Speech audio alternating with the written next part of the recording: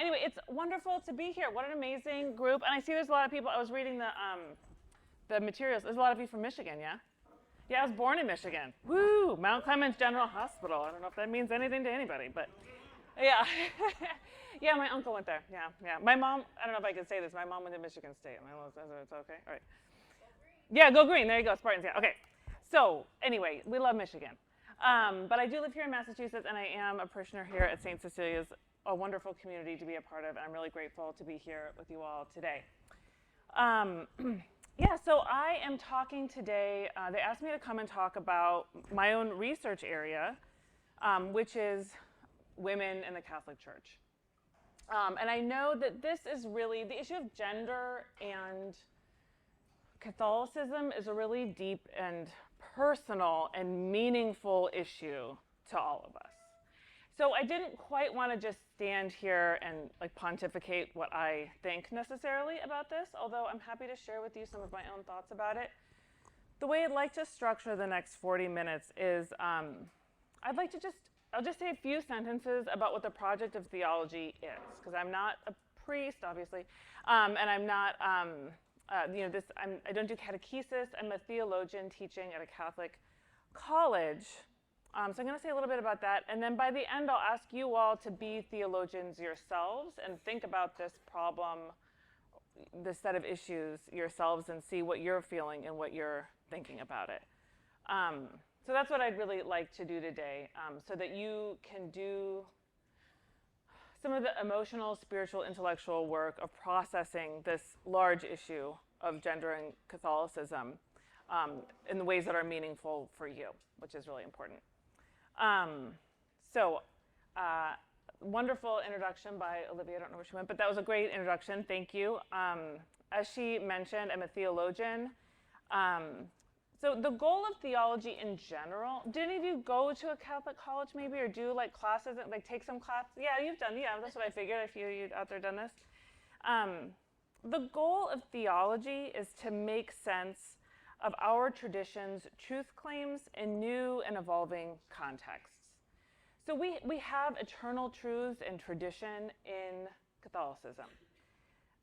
But being a 2,000-year-old tradition means that we're presented with new contexts and scenarios where we have to make sense of those truths again.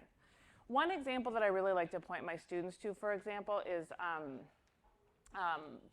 for the first 1,500 years of Catholicism, it was just a given that all Catholicism took place in monarchies. That was just how it happened, right? And our statement as a church was that those governments should explicitly confess Catholicism, because the way that governments had power was through the sovereign, was God, king, people, right? That's how it went. There were a lot of shifts, 1600s, 1700s, 1800s, where obviously we moved to a system that went more people sovereign, right? That's how it moved. And so Catholicism had some work to do there. What should we, as a religion, say should be the outlook of a government? Should they explicitly confess Catholicism? As many of you may know, that was the stance of the Roman Catholic Church, like through the Kennedy government up until Vatican II. At Vatican II, they developed our truths, our long-standing, eternal Catholic truths, to respond to the new realities of democracy and say, no, the purpose of a government is not to confess Catholicism, but rather to safeguard the opportunity for each person within that society to make a choice for themselves about what their religion should be, which should be Catholicism, right? But that's a big shift, though. That's a big shift, and it was just a response to a new context. There's of course the position was that a government should confess Catholicism when it's monarchies, right? It's just a really new, different scenario. So it took a long time for theologians to debate, come up with different possibilities.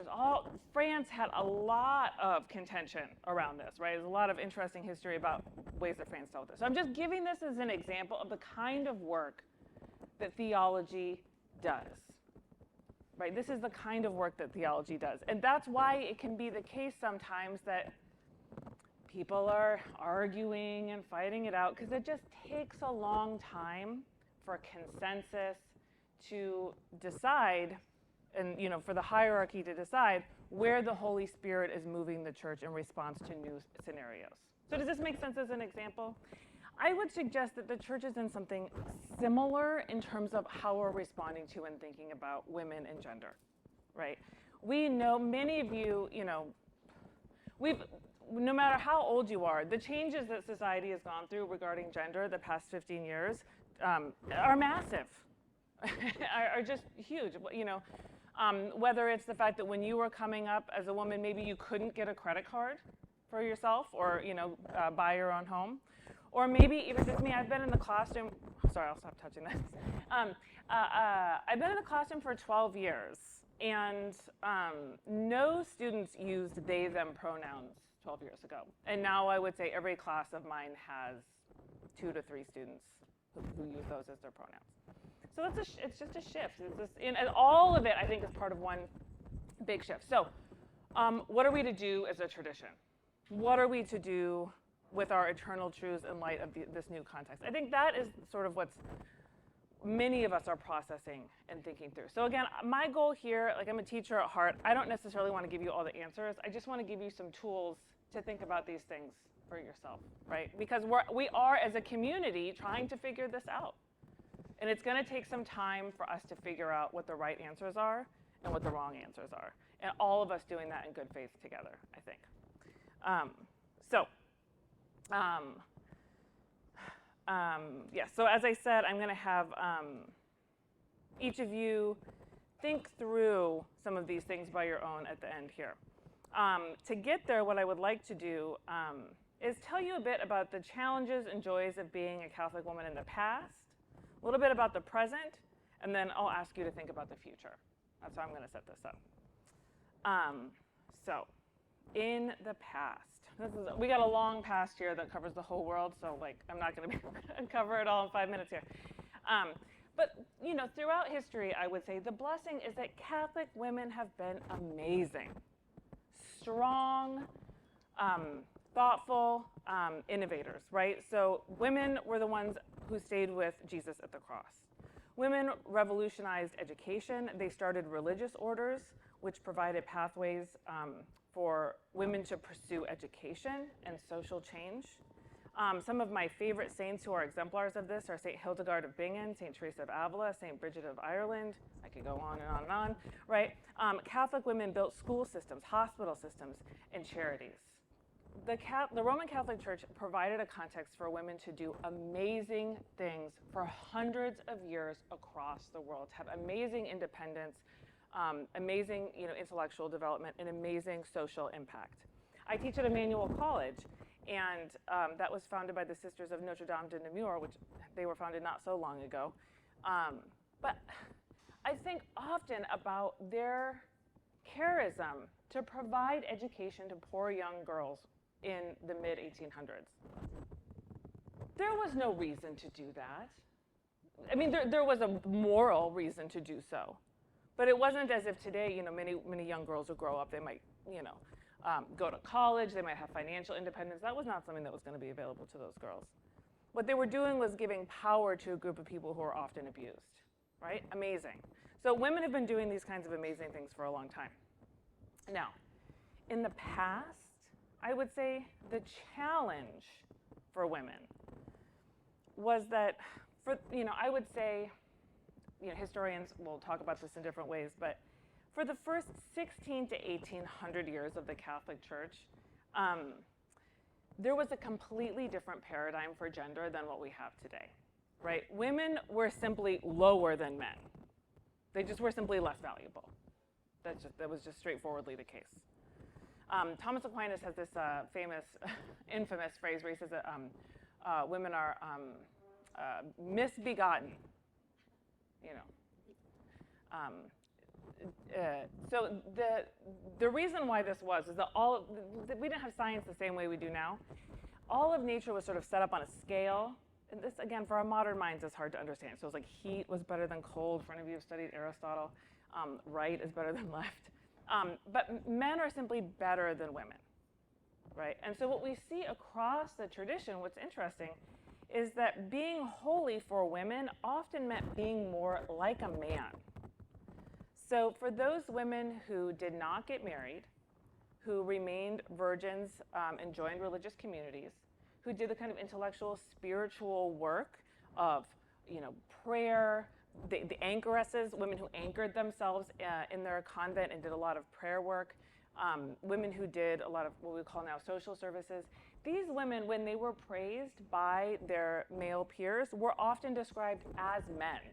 I'm not sure if you know, there's a famous theologian, Gregory of Nyssa, who wrote like in the 300-400s. And he had a sister, Macrina, who was herself religious, and he saw her as an exemplar of faith, his older sister, and he loved her dearly. And so he has a whole book that he wrote to her, in honor of her. And it begins, and he says, we could hardly call her a woman. She was so holy. Right? So it's, he really meant it as a compliment. So this is a really, and I'm going to get to this, but I hope you're already sort of thinking, like, this is a really different paradigm than from today, right? Quite different. So as women have always been amazing in the Catholic Church, they still are today. There are so many Catholic women today who are just awesome. Simone Biles is Catholic. Do we know this? Yeah, I know, right? The gymnast, she's actually coming. I'm bringing my daughter to see her on October 4th. So it's like the gymnasts are coming. So I'm taking my daughter to see her. Amy Coney Barrett and Sonia Sotomayor are both Catholic, right, on our Supreme Court, right? I think in many ways, like real products of our Catholic educational systems and our desire to read text deeply and the way we try and teach all of our children to do that, to return to the text. I know that I've tried to get both sides here, but I would say Nancy Pelosi and AOC are pretty different, but they're both Catholic too, right? The most powerful woman in American political history, Nancy Pelosi, is Catholic, mother of 5. Toni Morrison, Lady Gaga, Flannery O'Connor, right? Like all these people that are in our society in different ways are deeply inspired by their Catholic education, their Catholic identity, and they contribute to society deeply Catholic, artistic, political contributions. Toni Morrison is another one that people don't realize is Catholic, but she's a Nobel Prize winning author. If you read her with a kind of Catholic lens, you can see it. It's amazing. Okay, so there's many blessings to being a Catholic woman today, and I think we can see that in the women in our society. The challenge.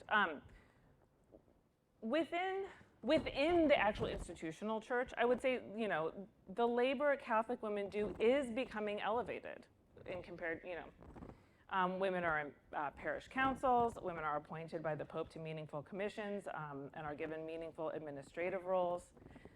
But a lot of this labor, much like what I talked about with the Sisters of Notre Dame de Namur or the sort of hospitals, schools, charities that sisters have run for a long time, a lot of this labor is what feminists would call invisible labor, which is to say labor that we don't usually see being done, labor that we take for granted, labor often that is underpaid, labor that happens when no one is looking and is largely taken for granted, but without which society simply would not function. I think we saw this during COVID pretty handily. All these executives could kind of show up to work, but all the people that took care of our children, all the nurses that come into the hospitals, all the people who serve food and all, which largely is feminized labor, couldn't do that work, and society really broke in meaningful ways that we're still sewing back together. So this has always been the case, but what has changed is that paradigm of gender that I was talking about before.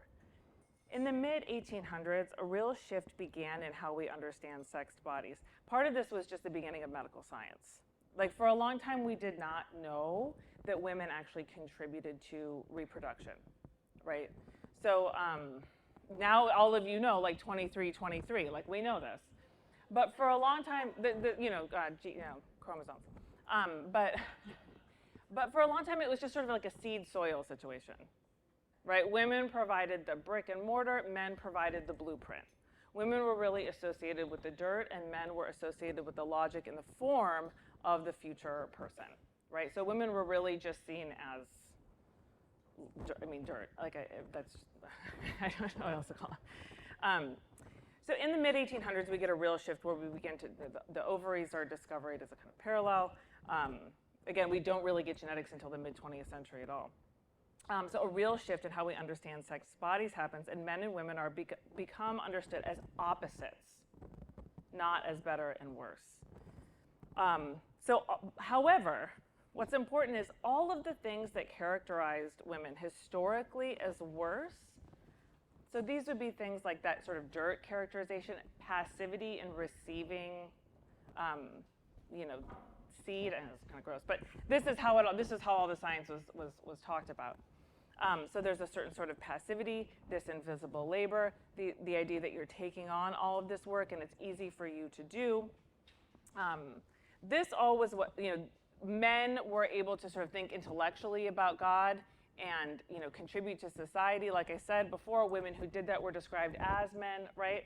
So all of the stuff that made women less before, being in the home, having children, all of that stuff actually now is kind of elevated to becoming not what makes us worse, but rather is kind of our gift as women in much of the discourse within Catholicism and gender, right? Being holy within many contexts today in the Catholic Church often means being ever more feminine. Just as holiness for men is often cast as being ever more masculine, and our definitions of what masculinity is and should be are really hotly debated. Some people would even say it's kind of one of the forefront issues in our current political discourse. What does it mean to be a man? And Catholicism, interestingly, is at the center of that in some ways. So we as theologians here need to think about, what do we think that our community should be contributing to that discourse and how? So the teacher in me wants to ask if you have any questions, but I'm going to say a little bit more, and then I will promise I'll turn it over to you, okay? So when we look to the future, right, what will the blessings be? What will the challenges be? So let's look at the context that theology needs to respond to as we move into the future. More and more science finds that there are not a lot of clear characteristics that define quote-unquote masculinity or quote-unquote femininity, right? There's a lot of men who, like my son, kind of are anxious and like to stay inside. And there's a lot of women who really want to go and play rugby and are really strong and tough and angry, right? There's a lot of, that's good, I'm angry, that's fine. There's a lot of, there's just a scatter plot. There's just a scatter plot. Everybody's kind of different is what it comes down to. There might be medians or means, but there's so many exceptions to all of the different rules that medical science itself, whether you're talking about neurology, hormones, or chromosomes, there's so many exceptions that it's very difficult to find some kind of taxonomy of two, right?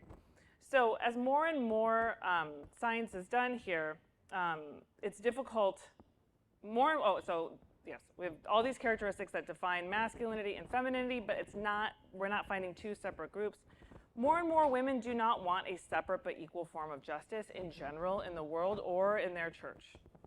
And men need good, empowering, deep, and grounded senses of themselves as masculine and worthy in ways that don't do violence to others, right?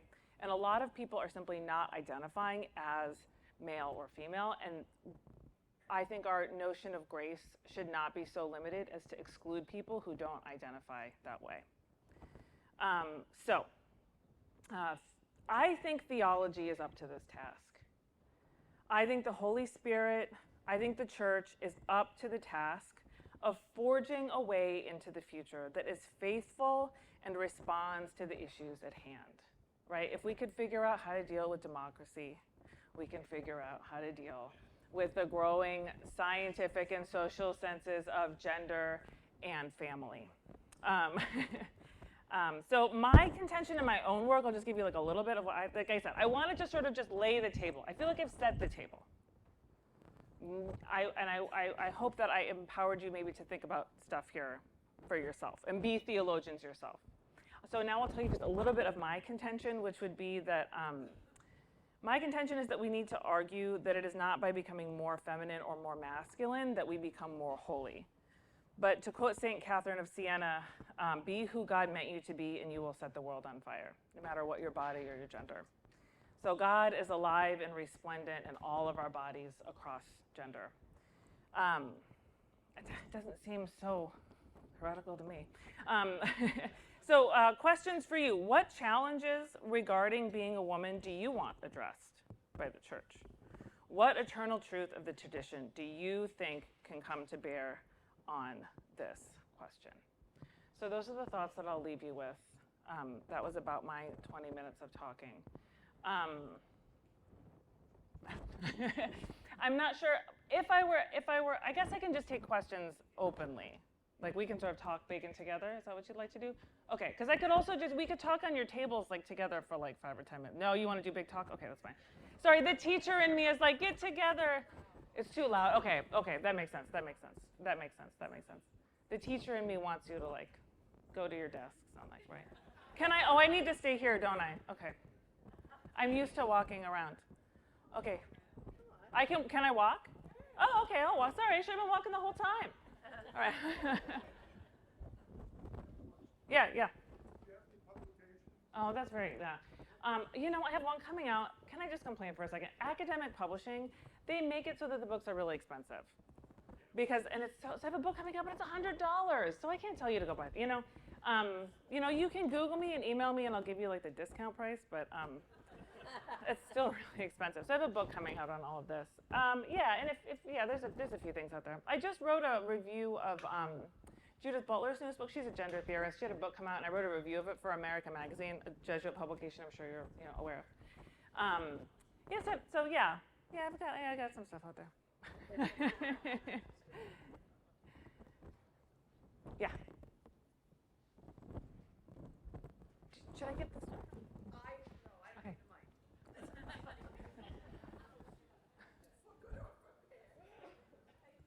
I really respect and appreciate what you've just presented, particularly through the historical lens of men and women.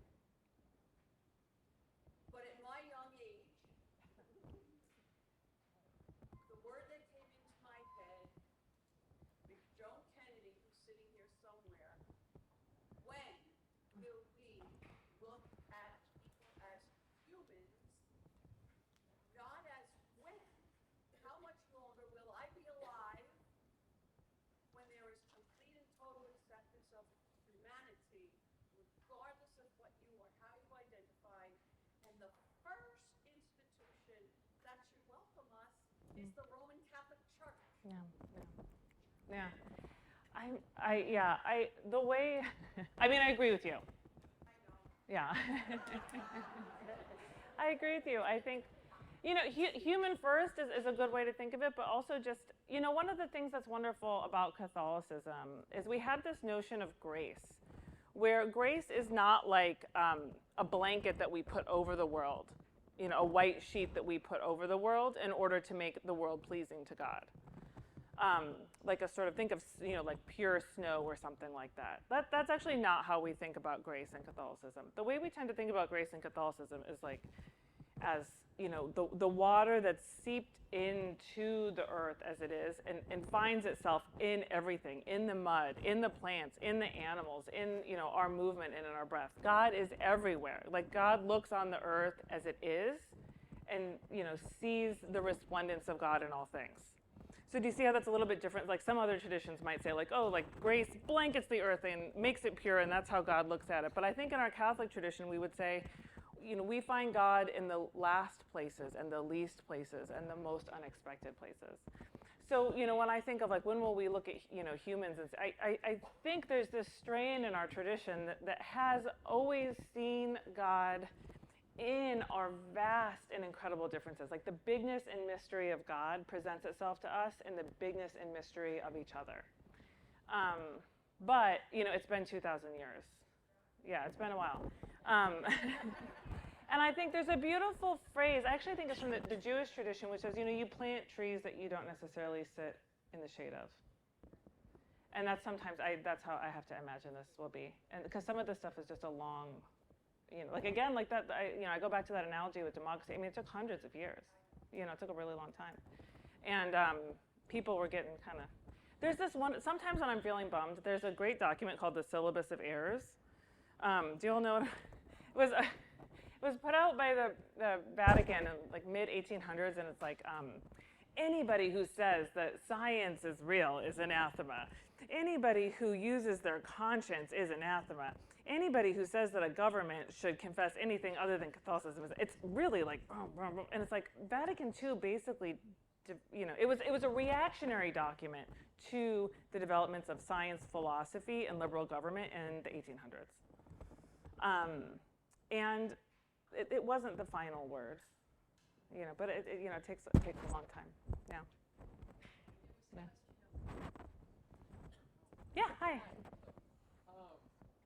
So I was just curious if you could talk a little bit more about what the atmosphere is in the classroom. Oh. Generally speaking, Yeah. on theology at a Catholic school. Yeah. How do students that you're teaching respond to these ideas and receive them and roll with them? Yeah. So there's, I think, two different ways to answer that question. Oh, I'm sorry. Yeah, thank you for asking me to do that. The question was, how do students in the classroom, particularly at a Catholic university, respond to some of these ideas? The first thing to know about like most Catholic colleges, I think, is that you've got like a breakdown, I would say, of maybe a quarter of students are simply from secular homes. And they're just like I remember I actually taught at the University of Santa Clara for a year in California. So it was actually very secular there. And because a lot of people were just from California. It's not like quite like Massachusetts where it's like deeply Catholic. And I just remember they were like, Jesus is a great idea. This is great. And they just had no context for religion. They were just like, he seems like such a chill dude. I love this. Like they had no context. And then you come to Massachusetts and you've got maybe a quarter of the students like that. And then I would say half are from families that have, like they're trying, everybody's trying their best, and some of them have gone, K through 12 Catholic school, some of them not. And then you've got like maybe a quarter of students who actively are like not interested at all. And for the most part, what's great is, so I teach exploring Catholic theology, which is just like, basics. And then I teach a lot of classes like women in the Christian tradition, relationships and sexuality. They love it. They actually love Catholic theology because Catholic theology is fantastic.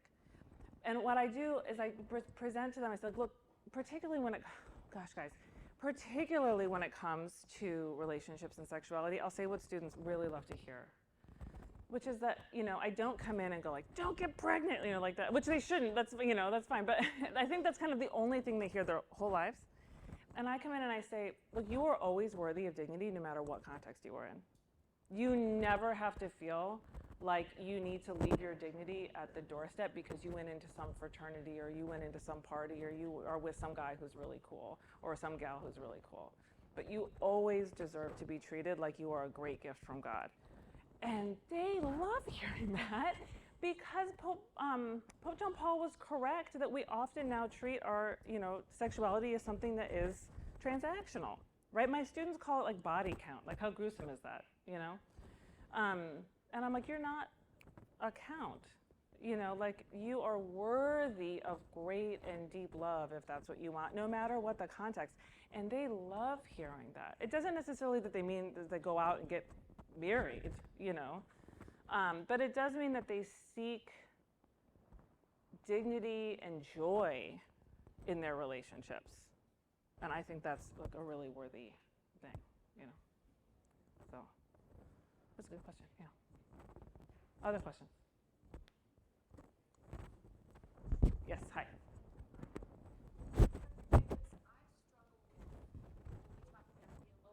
Mm-hmm. The generations that it takes theologians to work through all this with the Spirit. And I have 70, 80, 90 years in this world. I mean, for example, I was born in 51. I'm the oldest of 10. Guess what? My parents didn't use birth control. And I had to struggle with that as a young married woman. And I had to make a decision. Luckily, I ran into some counseling that was helpful. Look at your conscience. But I feel like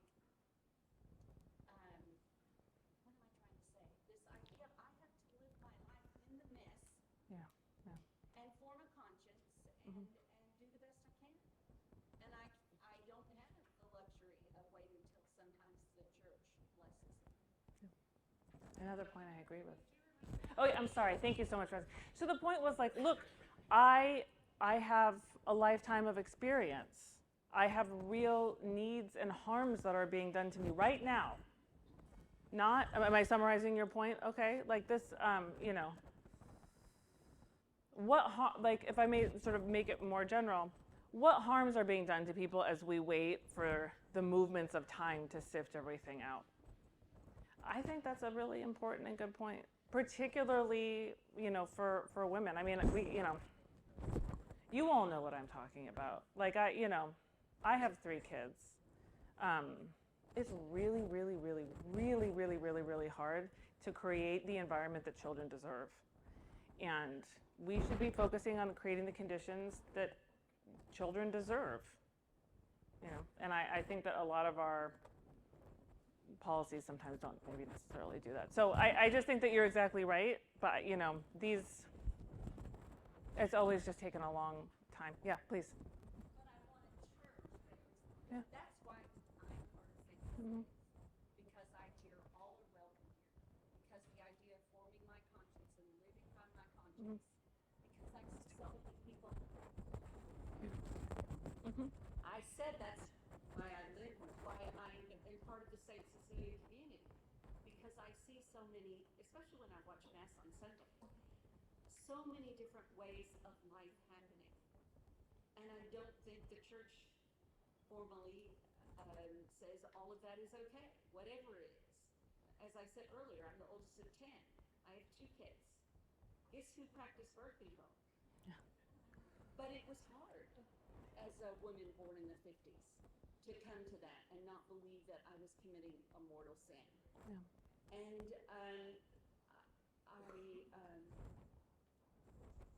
I can't remember where I read it, maybe it was in American Magazine, about how our consciences are a result of our experience and our lives and different things, and we all have different consciences. And I want a church that says, follow that. Yeah. God doesn't have a problem with that. Yeah. Well, I mean, technically it does. There is the primacy of conscience. You know what I mean? Like that is real and that is right. And 95% of Catholics agree with you about the contraception and follow their conscience. And there's something called the sensus fidei, which is the sense of the faithful. I think we know where the Holy Spirit is moving based on family sizes. Like people have, you guys understand, so I don't have to explain the birds and the bees to you guys. It's, Yes.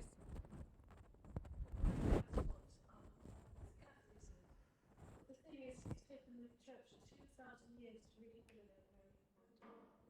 I know, yeah. And how much longer do we have to wait for other changes? Yeah. I know that the church is not an equal policy employer and has eternity to think about things.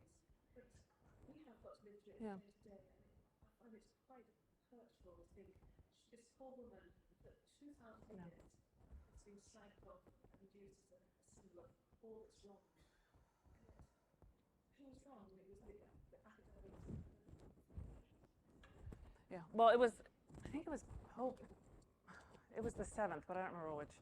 But there was one specific Pope who came in and said that. I think it was a medieval era Pope who, yeah. It's so funny. I thought I was doing something really exciting and inspiring by being like, we can do it over time. But you guys are like, that's a knife to the heart. So I feel bad. And I just, all I can do is affirm and say this hurt is real. I'm not going to gaslight you and tell you that you're wrong, because I think that you are right. I'm glad that you've, I think and hope, found a community here where you feel that affirmation and feel heard and feel recognized. Because what I say to my students, back to your question often, is do not be in a place where you're being harmed. Be in a place where you're experiencing God. And I would never tell a student to stay somewhere where I feel like there is spiritual harm.